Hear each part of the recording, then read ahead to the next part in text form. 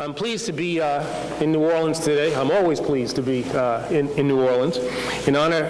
Honored to join with Mayor Mitch Landrieu, the Assistant Attorney General for the Civil Rights Division, Tom Perez, the U.S. Attorney for New Orleans, Jim Letten, Eastern District of Louisiana, the New Orleans Police Superintendent Ronal Serpas, and the City Attorney Richard Cortizas, in announcing the latest action that our nation's Department of Justice has taken, along with the City of New Orleans. And I really want to emphasize that, along with the City of New Orleans, to reduce crime and to promote the highest standards of effectiveness, professionalism, and integrity at every level of America's law enforcement community. Now, today, the Justice Department and the City of New Orleans filed a consent decree to ensure that local police services are delivered in a manner that is effective and complies with the Constitution and the laws of the United States. Effective policing and constitutional policing go hand in hand.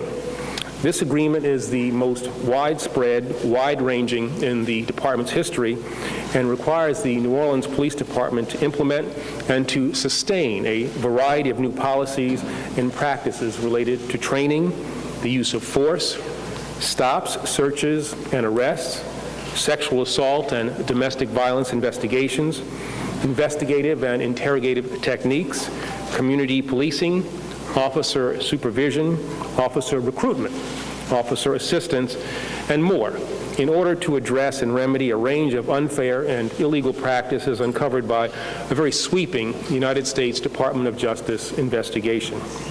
Now, in many of these areas, and thanks to the leadership of Mayor Landrieu, Superintendent Serpas, and other city officials, I'm pleased to report that meaningful progress has already been made.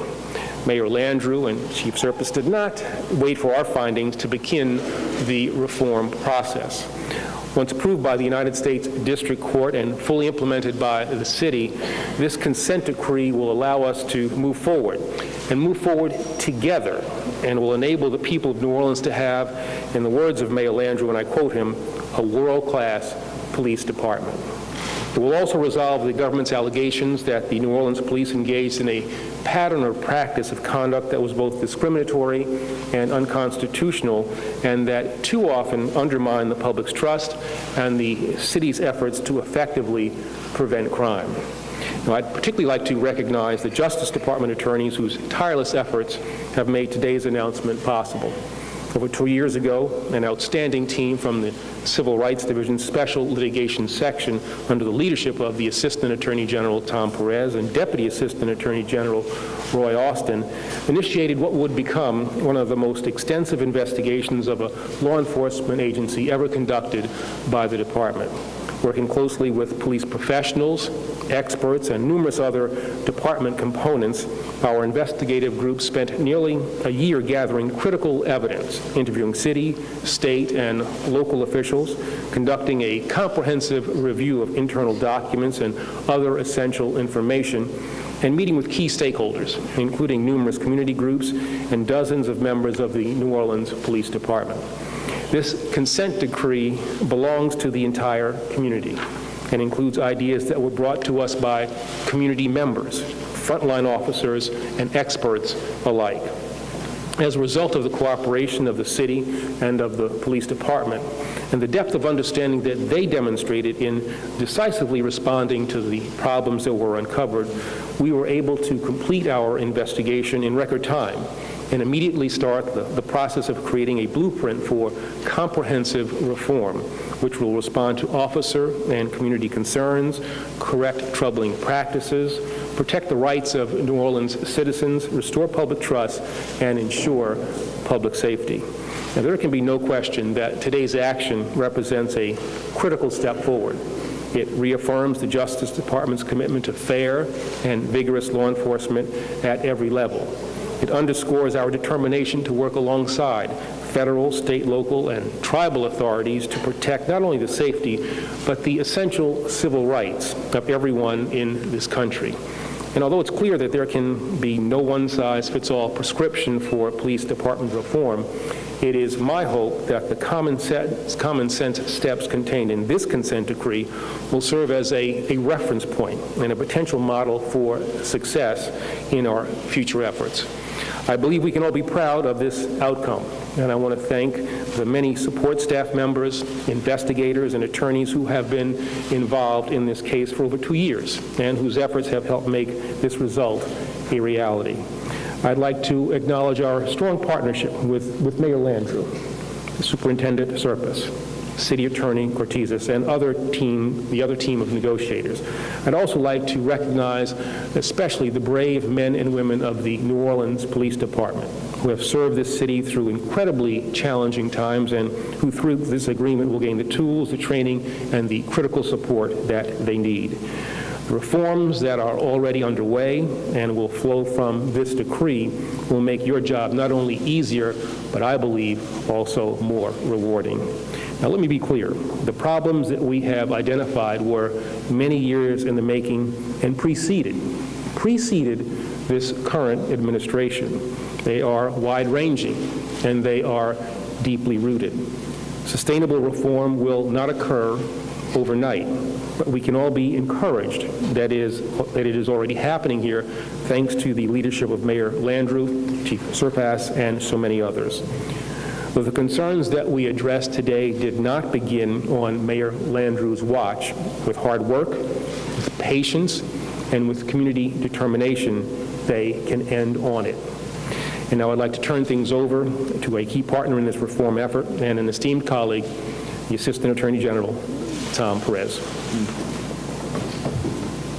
Thank you, Mr. Attorney General, and good afternoon, and thank you for your leadership on this. I was confirmed in October 2009, and one of the first conversations I had with the Attorney General was about New Orleans and what we can do to work collaboratively with the police department to enact the sustainable reforms that have been ongoing. So I want to thank you for your leadership in that, and I want to thank my good friend Jim Letten, who's always been a remarkable partner with the U.S. Attorney's Office. And I want to thank you, Mayor, because about 2 years ago, we stood here together to announce that we had accepted your invitation to begin the reform process by conducting a thorough and independent review of the New Orleans Police Department. In your letter that you sent almost immediately after taking office, you said that your goal was the complete transformation, quote unquote, of the NOPD. And we shared that goal, and in the ensuing year, we conducted that independent and thorough review that you asked for. We peeled the onion to its core. As the Attorney General correctly pointed out, we had the cooperation not only of Chief Serpas, but the entire department. We did ride-alongs. We learned from officers. We learned from community members, and we were able to develop the document that we released last March. And then we immediately shifted our focus to the development of a consent decree that will serve as that specific roadmap for reform and the accountability document that would guide our actions moving forward. And so today we have reached the end of one phase of this reform process and the beginning of another. And our consent decree is constructed around three basic goals, and these are shared goals: reducing crime, ensuring respect for the Constitution, and enhancing public confidence in the New Orleans Police Department. This consent decree is, as the Attorney General correctly points out, the most sweeping and wide-ranging decree in our department's history. And the consent decree touches virtually every aspect of effective constitutional policing. There are provisions requiring the department to take actions in the area of recruitment, training, policy development, use of force, stop, searches, and arrests, effective supervision, bias-free policing, access to policing services for people with limited English skills, data collection and data integrity, officer assistance, effective investigation of crimes involving allegations of violence against women, evaluation and promotion of officers, internal control systems to investigate allegations of officer misconduct, and secondary employment. There is significant emphasis on transparency, community engagement, and sustainability. The decree places tools in the hands of the entire community so that long after the agreement is ended, effective constitutional policing will endure. There are creative approaches to assessing compliance that focus on meaningful outcomes and encourage innovation by the police, innovation by the community, innovation by everyone. So in short, the decree builds upon last year's exhaustive letter of finding and indeed constructs that comprehensive accountability roadmap.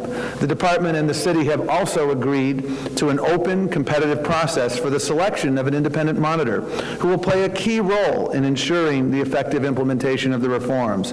In the meantime, as the Attorney General correctly pointed out, reform efforts continue under the leadership of Chief Serpas, who has not waited a moment to begin those efforts. And he will continue to do so, I am confident. And to the men and women of the New Orleans Police Department, we want to say again, we appreciate your absolutely dedicated service. All NOPD officers should know that our goal is to provide you, as the Attorney General correctly pointed out, with the tools necessary to succeed and to make your job that much easier. The case has now been assigned to Judge Susie Morgan, who will review and hopefully approve the decree. We will continue reaching out and learn from police officers, from staff, from the community members alike.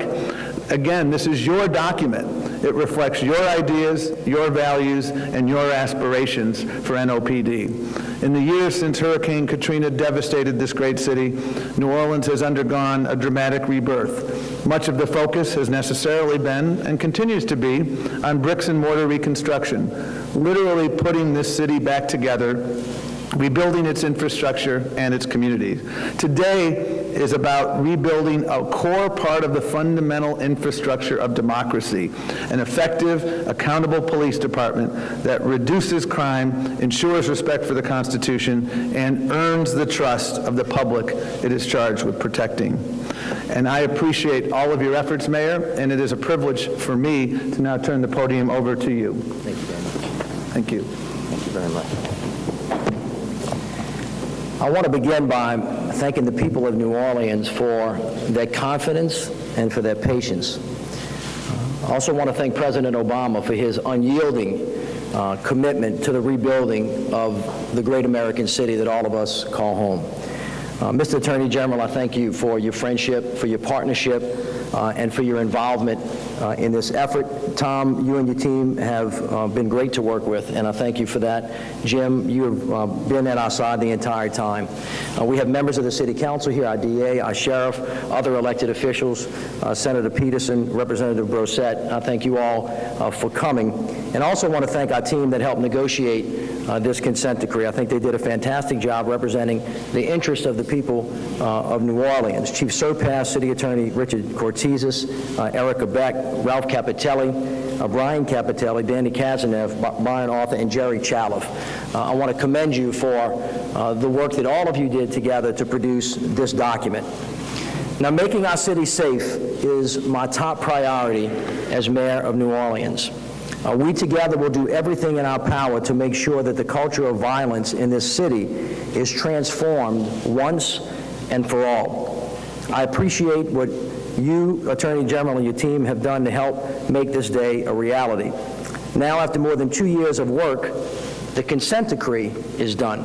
However, today marks only a milestone in what will be a long journey back for the New Orleans Police Department. The people of this city should rest assured that together we will fundamentally change the culture of the NOPD once and for all. Before I was sworn in as mayor, I came to see you all in Washington, D.C. to ensure that we were on the same page about the vision that we had for New Orleans and for the New Orleans Police Department. We all knew that New Orleans could be physically rebuilt, that we can improve our schools, and that we could bring new jobs to the city of New Orleans. But, and it was, and it is, a big but, all of our progress would be for naught if New Orleanians did not feel safe, if they in fact were not safe, because they could not feel free. We have an unnatural murder rate that for 3 decades has been much higher than the national average. Compound that with decades of corruption, racial profiling, and misconduct by some members of the New Orleans Police Department, both threaten the ability for many in this community to feel safe, to be safe, and to actually be free. We knew that we had to tackle these challenges head-on together, so I thank you for your commitment. I have been known to say that Katrina did not cause all of our problems. She only made them more apparent and more visible to all of us. In the days after Katrina, many men and women of the New Orleans Police Department committed brave and selfless acts of sacrifice.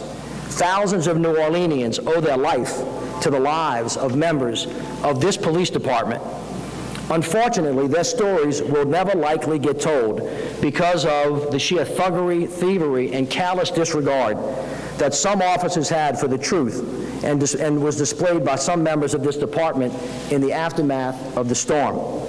While the American justice system delivered a clear message that no one stands above the law and that police abuse and misconduct will not be tolerated, those heinous acts highlighted systems that had completely been disregarded for years.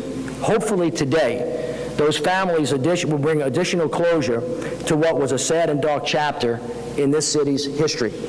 The citizens of New Orleans deserve a police department that protects, that serves, and partners with the community to keep our city safe. On my third day in office, I invited the Department of Justice to partner with us to reform the NOPD. That voluntary partnership, I believe, will be the thing that allows true change to take hold. On May 17, 2010, the DOJ began a formal and independent investigation into the patterns and practices of this department. We asked for it, and we got it. In March 2011, the Civil Rights Division described a department that in many ways had lost its way. The report found that New Orleans police used too much force against civilians, too often didn't report it, and often failed to investigate the use of force thoroughly. It noted that African Americans were disproportionately arrested when compared to white citizens, that Hispanic and Vietnamese residents were discriminated against, that sexual assaults were not properly investigated, that training programs and internal investigations were inadequate, that there needed to be more focused approach on community policing, and that the paid police detail system was a corrupting force in the department.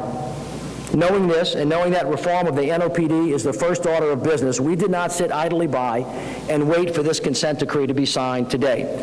We have, in fact, begun and implemented a comprehensive 65-point plan to completely, and I want to say that again, completely remake the New Orleans Police Department. That plan and the new leadership has helped kickstart the new NOPD. This consent decree codifies reforms that are consistent with operations of a world-class police department. In the old NOPD, there was little accountability and limited oversight. In the new NOPD, we insist on total, complete transparency and have redesigned and opened CompStat meetings to the public and added FBI agents to NOPD internal investigations teams.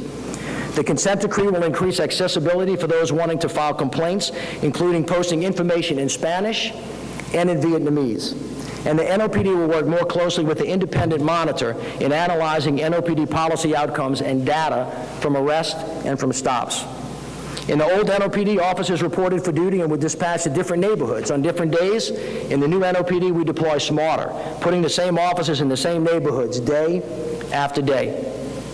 The consent decree will also mandate requiring cultural awareness training and smarter deployment. There will be a focus on community-oriented policing, and we'll see how we improve through regular community surveys of the department. In the old NOPD, many officers' first duty was to their paid details, which were not managed in any centralized system. The result was conflict of interest, officers with divided loyalties spending most of their time on details, unequal access to earn extra money, cash exchanges, and the perversion of the command structure. In the new NOPD, paid details will be more limited and better managed by an independent office outside of the department. Ladies and gentlemen, this work has already begun and will be led by retired Army veteran Lieutenant Colonel John Salomon, who is with us today.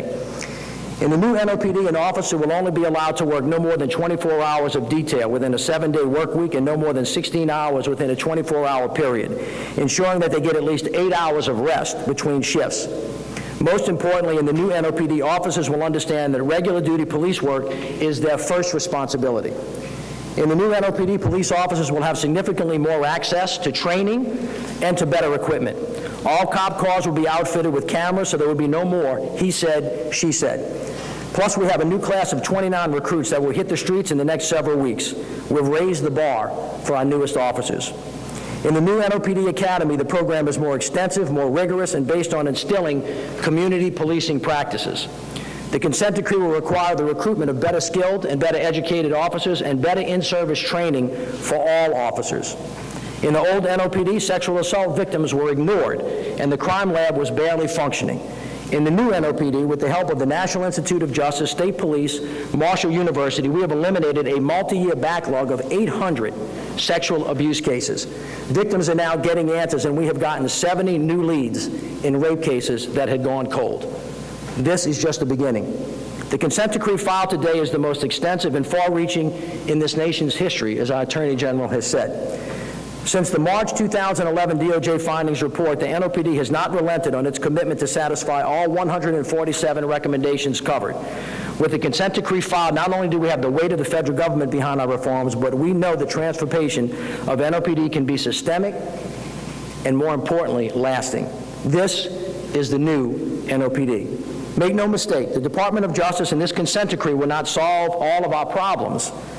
This begins and ends with us, the people of the city of New Orleans. Just as we will be the ones to rebuild our city, we must be the ones to reform this department and win back our streets once and for all. An improved NOPD is critical in reducing murder and creating a culture that values life. To the men and women of the New Orleans Police Department, know that your mission is to protect and to serve. Know also that I will do whatever I can to provide you with the resources you need to fulfill that mission. We stand by your side in the process. You, in fact, occupy a sacred place in American democracy. At once, in your interaction with citizens, you could be the most powerful person they see, the distance between them and their liberty. So my message to you should be clear. For those of you that have done the great things that you have done with the past, please buy into the new NOPD and continue to do the work. For those of you that don't, please leave. Today would be a good day to start. We are moving forward. There is nothing here, my friends, that is broken that cannot be fixed. There is no problem here that cannot be solved. There is no offense between us in the city that cannot be forgiven. We can and we must change. And we now have a clear roadmap forward. So let's roll up our sleeves and get back to building one of the best police departments our country has seen. The people of New Orleans and the people of America deserve no less, and I know that the men and women of the police department can deliver. I thank you all very much. And now I'll turn it over to Chief Serpas. Chief. General Holder, Mr. Mayor, thank you very much. Let me begin by saying this. I am proud to be a member of the New Orleans Police Department. This is the most historic day in our history in the most noble profession on the planet, being a police officer. And we call to every one of our officers who understand that true service, because today is the day forward that will make us the department we need to be. General Holder, I must tell you that Tom and Roy have been amazing. We've worked very closely, and from the very first day of my appointment, Tom and Roy both said, get things done that need to be done. And we've done that. Our very first policy, if you will recall, is to require officers to tell the truth, always. If they submit a false or inaccurate report, you will be terminated.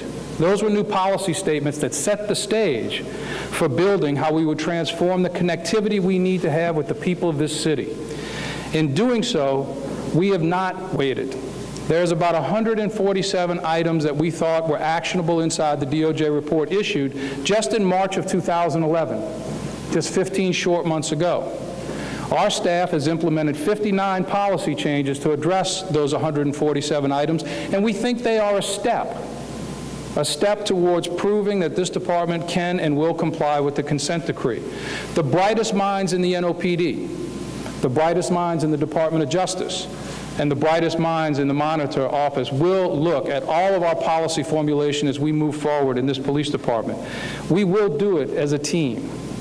These last 2 years, we've expanded our community outreach. 2 years ago, we didn't have community coordinating sergeants, COCOs, if you will.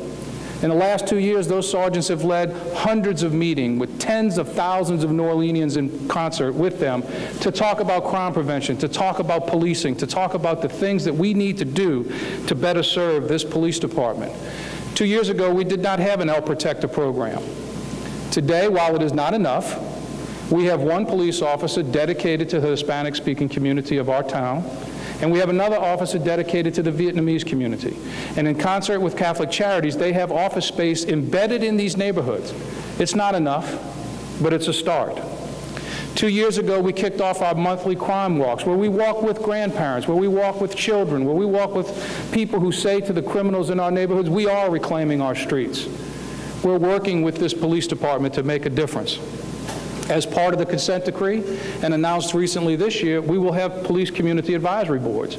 These boards will come together. We've had over 100 people apply to be part of these boards. They will help direct and help us understand the challenges and how we should face them. One of the things I'm the most proud of, beyond, of course, Mayor, our commanders who are with us today leading this fight in the street, our Deputy Chiefs Albert, Westbrook, Boyalis, who are helping lead the fight. Chief Landrieu is on vacation. We appointed, for the first time in the history of the city of New Orleans, someone to run our internal affairs unit who was not a lifelong police officer. In fact, Chief Westbrook is a licensed attorney with over 14 years' experience litigating cases on behalf and against police. My last check of this, Attorney General Holder, there's only 3 departments in America that have a civilian licensed attorney running their internal affairs, and they are Seattle, Nashville, and New Orleans. And we welcomed that change, and our officers welcomed that change. 2 years ago, we had half the number of homicide detectives we had today. With the DOJ's assistance, you'll recall, they sent experts to New Orleans.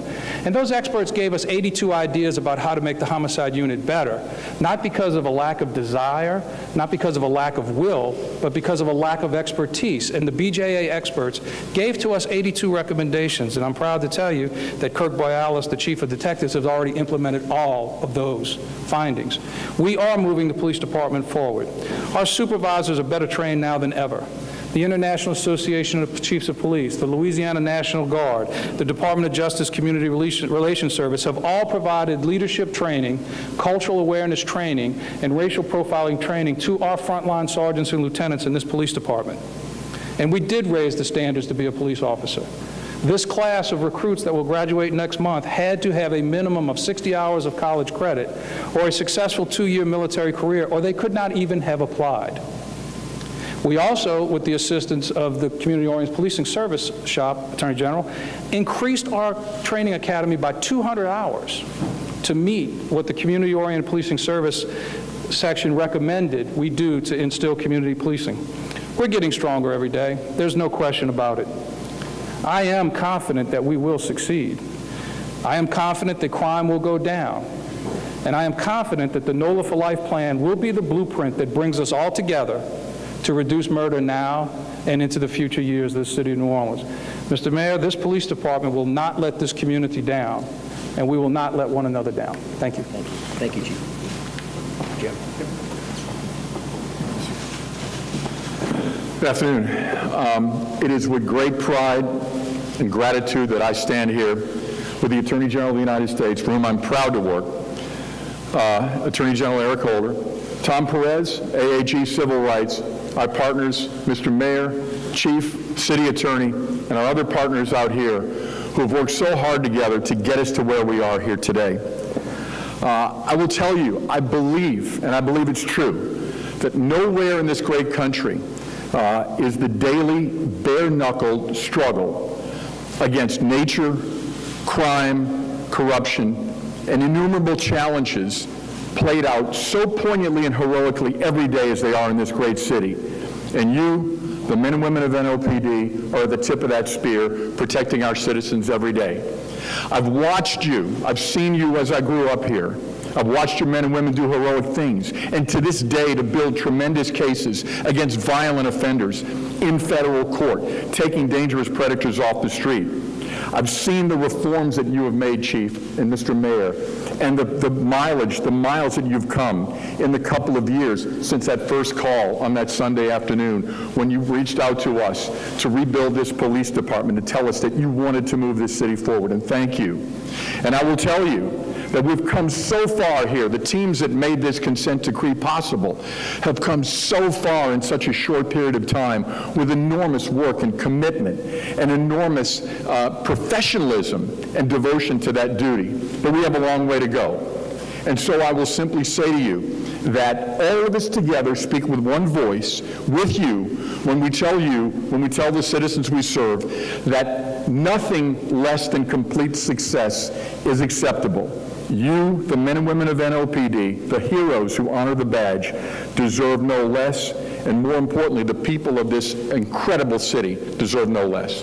Failure is not an option. Thank you. Thank you. Attorney General, thank you. Thank you all. Since the Funders Report was released in March of 2011, we have had a team of very dedicated lawyers and law enforcement professionals that have worked to ensure that the consent decree is not only enforceable and sustainable, but that it will drive the NOPD to become a world-class police department with constitutional and community-oriented policing at its core. The Department of Justice findings report has served as an important template for this consent decree. We believe the city and the police department are positioned well to move quickly towards meeting all the required mandates.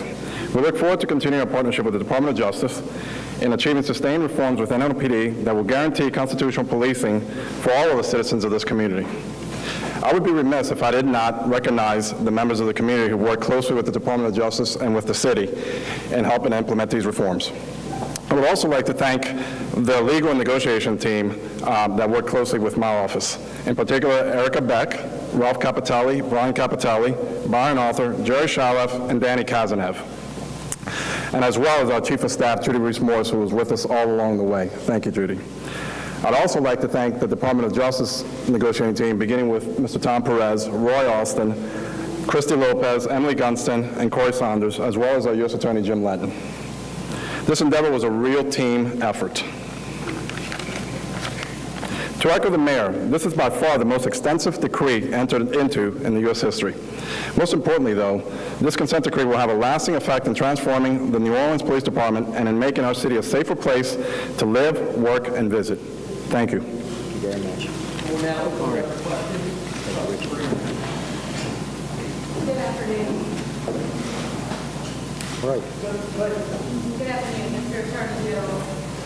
We've heard the mayor and the police chief express a lot of optimism here. How optimistic are you that the city will receive the mandates contained in this consent decree? And what are the repercussions or penalties if that does not happen?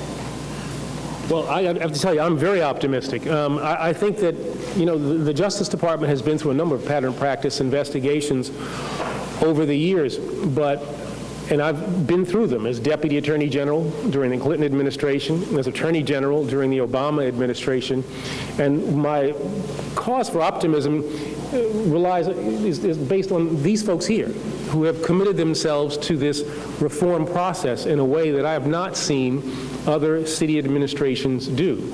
They've already taken positive steps.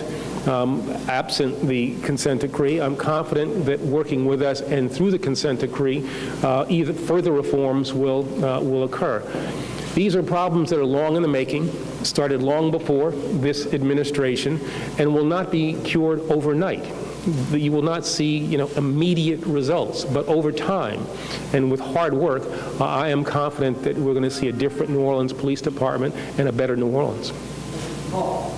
Mr. Mayor, some of the experts we talked to today say that some of these reforms included in the consent decree are going to cost additional city dollars. Are you prepared to put more money behind the police department in these reforms? If so, how much and where's the money going to come from? The answer is yes, and I'll tell you in a minute. The first question was, is it going to cost more? One of the things you heard me talk about was actual more infrastructure improvements and then being able to give the police officers the resources they need. We expect at this moment, and of course this will change over time, that it's going to cost about $11 million more per year for the next 4 or 5 years. The council members and I are about to go into budget negotiations over the entire city budget, and we'll deal with the appropriate mechanisms to pay for that at that particular time. There's no question, though, that if you allow, for example, deferred maintenance, when you catch up, it costs a lot more to get where you need to be. And so we'll be discussing that issue with the members of the City Council as we start the budget process, which all of you know is starting in earnest in a couple of weeks as we do community meetings around the city, and then the budget will be presented to the council on October 1st and then adopted before the end of the year. The federal monitor is going to be chosen, obviously you guys laid that out, there will be a public process open to the public, but what role will that person play in correlation with you? You want to take that? Superintendent Serpas? Will it be like a 1 and 1A, or will that person have, will it be involved in meetings in the planning process, or will it be want to take that? oversight or anything else? I'm going to ask Tom to take that to give you a sense of what federal monitors have done in other consent decrees, and then if there's some follow-up in terms of how it will practically work, I'll take that, or the chief will in a minute. Tom. The answer to your question is no, it won't be 1 and 1A. Chief Serpas is the chief of the New Orleans Police Department. However, monitors have been very, very helpful in other cities in enabling cities to enact the sustainable reforms that are called for in the decree, and we're confident that the process that we are leading here will result in the selection of a very remarkable monitor. And we have in this decree, there are some remarkable provisions that will help us focus on outcomes. If you look at, for instance, paragraph 456, what it says is the monitor should look at what has to be done in the decree, but then in a couple of years, he can ask the question, or she can ask the question, is this the best way to do it? And if the answer is we can build a better mousetrap, then he'll discuss that with the city and with the United States. And if we can build a better mousetrap, we'll do just that. So there are a lot of provisions built in here that are going to enable these sustainable reforms to occur hopefully swiftly, and occur with the assistance of the monitor. Very briefly, it's important, I said a few minutes ago, the brightest minds of the NOPD, the brightest minds of the Department of Justice will look at every policy that we implement in the next many years to comply with the consent decree. The federal monitor is that person who's neutral, who says your police department is doing what it's supposed to be doing, or your police department needs to get better, and here's where they can get better. And that's going to be a great tonic for the city of New Orleans and for our police department. Ryan, hang on a second. I want to address this in the intermediate. My administration, from the beginning, has always believed that the American public are better served when the federal, state, and local governments are working in complete and total tandem. It is one of the reasons that you've heard me say many times that our team has met with FEMA over 350 times, because we are constantly in communication with each other so that you can build it from the ground up. In our experience, that has created a more effective and efficient government, not only in the recovery, but in the delivery systems as well. And I expect very much that while the police chief is the chief of this department, and it will not be micromanaged by government, there will be complete and open communication to make sure that this goes as swiftly and as quickly and as correctly as possible. And we believe that that model will get us there faster than an antagonistic relationship that is similar to what has happened in other cities as well. All right. Attorney General Holder, considering this is a 4-year decree, and it's also what you call one of the most modest as far as you go at time, can you talk a little bit about the 4-year number? It's much shorter than other decrees that were significantly small as far as the length. Talk about that number, how it came to play, how it came to negotiate. Well, maybe I'll let Tom answer that question, but I will say this, that, you know, it's a 4-year period that is set out there. That can be extended if the requirements are not met, if the goals are not met. But I'll let Tom talk about that. It's a 4-year minimum, and as the decree outlines, there has to be 2 years of sustained compliance in areas before those areas are deemed to be in full compliance. So we will continue to work together, and as we've said many times, the United States will be here for as long as necessary to ensure that sustainable reforms are enacted, and not a day longer. And this decree allows us to do just that. Chief Serpas, was there anything in the federal investigation that you disagree with, either in the final findings or in the implementation? No, we've had an incredible relationship since May 10th or 12th, the first time I met with the federal officials. They are professionals looking for the best police department, as are we. There was very little room for disagreement, and the disagreement had to do with issues that weren't substantive, perhaps, but certainly, no, I'm very satisfied with the investigation, what it found, and what we need to do. Mr. Attorney General, does the federal government have any plans to help subsidize the cost of these reforms? And do you have any idea of when your department will be seeking a similar decree with the Orleans Parish Sheriff's Department? Well, we will certainly be listening to any of the requests that are made to us with regard to funding. One of the things the Obama administration has really tried to do in these really tough economic times is be supportive of our partners in local, state, and tribal law enforcement. And we'll certainly listen to what needs are here. In some ways, I think that what we're trying to do here can be a template for what we're going to try to do in other parts of the country. In some ways, this is almost an experiment. And so to the extent that we can, through grants, technical assistance, other things, help this become a successful effort, that will redound to the benefit of other things that we're doing in other parts of the country. And that's the commitment that we are making here today. Yes, if I might, I'll end and then I'll wrap. You've heard me say many, many times that your city has become this nation's most immediate laboratory for innovation and change. That is why President Obama chose New Orleans to be what they called an SC2 city, strong cities, strong communities. The purpose of that entire episode, and that's why, Eric, where are you? Eric works with President Obama's office and actually works in the mayor's office with us. We have tried to link together the executive branch of the federal government and the executive branch of city government. And it is my intent to continue to talk to the federal government about ways to be a better partner for cities to do the things that we all think are important. Many of you will recall that back in the 90s, the Department of Justice was more robustly funded in many, many of the iterations, whether it was OJJDP or whether it was in the COPS program, whether it was in the Weed and Seed program. And those funding sources, coupled with a great amount of work on the local level, helped secure the streets of America. I have said many, many times that the federal government has and should be a robust partner with local law enforcement and the community in terms of making the streets of America safer. And I'm going to continue to advocate to Congress to give the Attorney General the tools that he needs to help us do the things that we say we need to do. They have been a willing and a great partner. Obviously, there's a grant process, but we will be asking, and I very much expect that this partnership is going to continue both financially and from an intellectual capacity side as well as technology. So, Tom, you want to finish up? Sure. The input of the community and members of the police department has been invaluable. Tomorrow, we will be having meetings here open to the public at 12 o'clock and 6 o'clock so that we can hear directly again from the public, and we encourage you to come to those meetings. We will continue working very closely with Chief Serpas to have meetings with the command staff and with frontline officers so that we can answer any questions directly that you might have about this decree, because that inclusion has been a critical part of the success of this enterprise. This is your document, and we want to make sure we continue to have that real-time feedback from all of you. All right. And the city will be there tomorrow with us as well at those two meetings. Mr. Attorney General, I thank you very much for being here. Thank you for your partnership, and we look forward to the work that we do.